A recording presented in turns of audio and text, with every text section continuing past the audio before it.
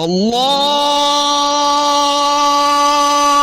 اکبر اللہ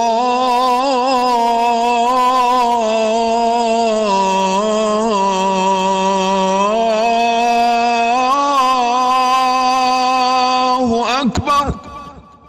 اے ایمان والو، جب جمعے کے دن نماز کے لیے پکارا جائے تو اللہ کے ذکر کی طرف لپکو اور خرید و فروخت چھوڑ دو، یہ تمہارے لیے بہتر ہے اگر تم سمجھو۔ آج کا خطبہ عنوان: 4 کام چھوڑ دیجئے، خالق اور مخلوق محبت کرنے لگیں گے۔ تحریر فضیلت الشیخ حضرت مولانا پروفیسر محمد یوسف خان صاحب حافظہ اللہ تعالی۔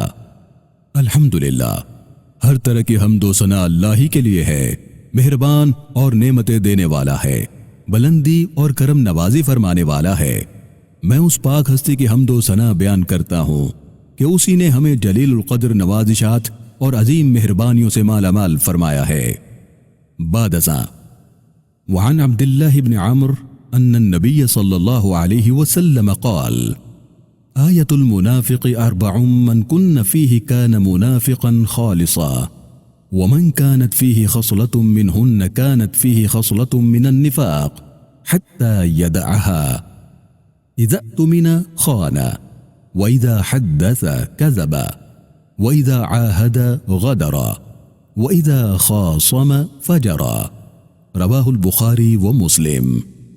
حضرت عبداللہ بن عمرو رضی اللہ تعالیٰ عنہما سے روایت ہے کہ رسول اللہ صلی اللہ علیہ وسلم نے فرمایا، جس شخص میں ان 4 باتوں میں سے کوئی ایک بات پائی جائے اس میں نفاق کی ایک خصلت ہوگی، یہاں تک کہ وہ اس خصلت کو چھوڑ دے۔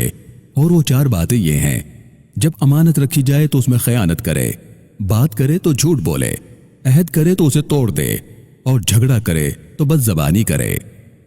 اسے امام بخاری اور امام مسلم نے روایت کیا ہے۔ میرے مسلمان بھائیوں، اللہ تعالیٰ نے اسلامی تعلیمات کے ذریعے زندگی کے جو آداب سکھائے ان میں سے ایک ادب قول و فعل میں مطابقت ہے۔ احکام اسلام میں اس ادب کی اتنی زیادہ اہمیت ہے کہ اس کی خلاف ورزی کو منافقت قرار دیا گیا ہے اور نفاق کی نشانیوں میں شمار کیا گیا ہے۔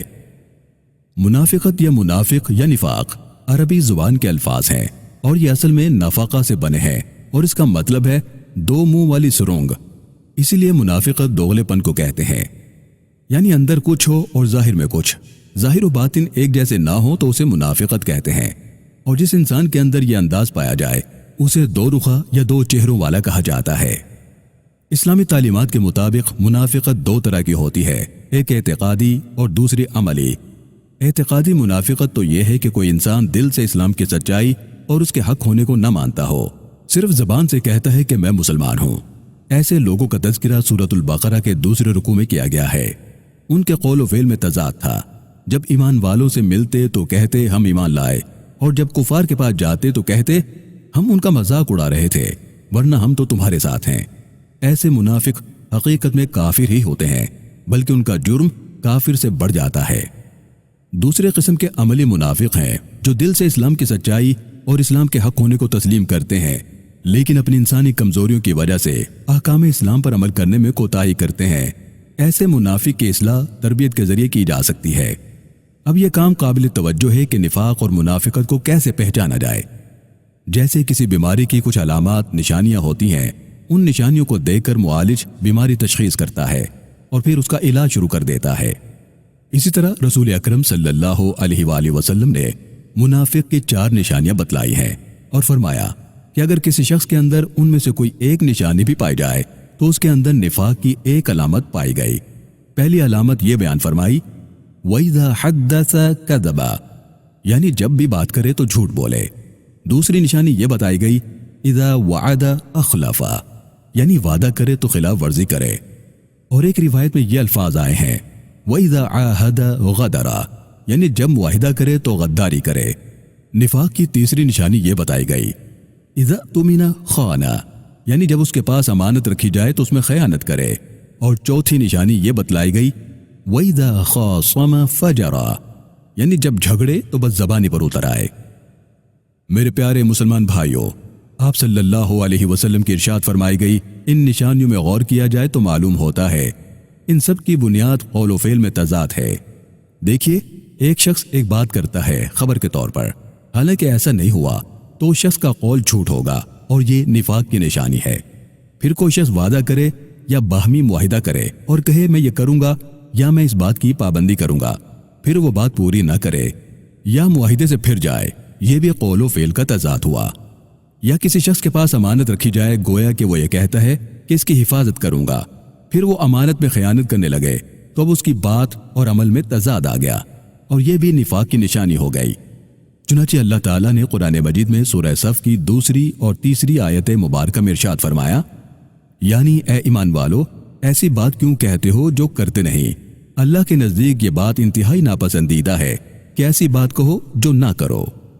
اس آیت مبارکہ سے ایک اور پہلو بہت واضح طور پر سامنے آ رہا ہے کہ اس میں انسان کو یہ تعلیم دی گئی ہے کہ جو کام تم نے کرنا نہیں ہے اس کا دعویٰ کیوں کرتے ہو، لہٰذا ایسے کام کا دعویٰ کرنے کی ممانعت معلوم ہوئی جس کو کرنے کا عزم اور ارادہ ہی نہ ہو، کیونکہ یہ دعویٰ جھوٹا ہوگا۔ کبھی کبھی ایسا بھی ہوتا ہے کہ انسان کسی کام کرنے کا دعویٰ کرتا ہے، دل میں کام کرنے کا عزم بھی ہوتا ہے، لیکن وہ کام کسی وجہ سے نہیں ہوتا، تو پھر بھی انسان پر قول و فعل میں تضاد کا الزام آ جاتا ہے۔ اس لیے اللہ رب العالمین نے ہمیں یہ تعلیم دی کہ اگر دل میں کسی کام کرنے کا ارادہ اور پختہ عزم ہو، پھر بھی اپنے نفس اور اپنی ذات، اپنی قوت پر اعتماد کرتے ہوئے انسان براہ راست یہ نہ کہے کہ میں یہ کام کروں گا، بلکہ یوں کہے کہ انشاءاللہ تعالی میں یہ کام کروں گا، یعنی اگر اللہ نے چاہا۔ میرے مسلمان بھائیوں، قول و فعل میں تضاد کا ایک پہلو تو دعوے کا تھا، لیکن دوسرا پہلو دعوت کا ہے، یعنی کوئی شخص دعوت و تبلیغ کا کام کرتا ہے، واعظ و نصیحت کرتا ہے، لوگوں کو بھلائی کا کام کرنے کی دعوت دیتا ہے، لیکن خود نہیں کرتا۔ یہ بھی قول و فعل کے تضاد کی ایک شکل ہے، لیکن یہ نفاق کی نشانیوں میں شمار نہیں بلکہ عملی کمزوریوں میں شمار کی جاتی ہے، جس کا ذکر اللہ رب العالمین نے ان الفاظ میں فرمایا، أَتَأْمُرُونَ النَّاسَ بِالْبِرِّ وَتَنْسَوْنَ أَنفُسَكُمْ، یعنی تم لوگوں کو تو نیکی کا حکم دیتے ہو اور خود اپنے آپ کو بھول جاتے ہو۔ دعوت و تبلیغ کے کام میں واقعی یہ بہت بڑی کمزوری شمار ہوتی ہے۔ اس کا منفی اثر یہ ہوتا ہے کہ دعوت و تبلیغ کا صحیح طریقے سے اثر نہیں ہوتا، لیکن قول و فعل کا وہ تضاد جو نفاق کی نشانیوں میں شمار کیا گیا، اس کے نقصان دینی اور دنیاوی اعتبار سے بہت شدید ہیں۔ پہلا نقصان تو یہ ہے کہ اللہ تعالیٰ نے فرمایا کہ منافقین جہنم کے سب سے نچلے درجے میں ہوں گے، اور رسول اللہ صلی اللہ علیہ وسلم نے فرمایا کہ قیامت کے دن سب سے بری حالت 2 چہرے والوں یعنی منافقین کی ہوگی۔ معاشرتی نقصان میں سے سب سے بڑا نقصان قول و فعل میں تضاد رکھنے والے کو یہ ہوتا ہے کہ شخص لوگوں کی نظروں میں گر جاتا ہے، اس کی وقت ختم ہو جاتی ہے اور اسے ذلت و رسوائی کا سامنا کرنا پڑتا ہے۔ لہٰذا لوگ ایسے شخص پر اعتماد نہیں کرتے۔ اعتماد کی دیوار بڑی محنت اور بہت زیادہ وقت میں تعمیر ہوتی ہے، لیکن اس دیوار کو گرانے کے لیے قول و فعل کے تضاد کو صرف ایک دھکے کی ضرورت ہوتی ہے۔ اس لیے معاشرتی زندگی میں انسان کو اپنے قول و فعل میں مطابقت کی بہت فکر کرنی چاہیے، تاکہ دنیا اور آخرت میں سرخرو ہو سکے اور معاشرے کے افراد کا باہمی اعتماد حاصل ہو سکے۔ اللہ تعالی ہم سب کو اپنے قول و فعل میں مطابقت پیدا کرنے کی توفیق عطا فرمائے اور ان 4 خصلتوں سے بچنے کی توفیق عطا فرمائے، آمین۔ وما علینا الا البلاغ المبین۔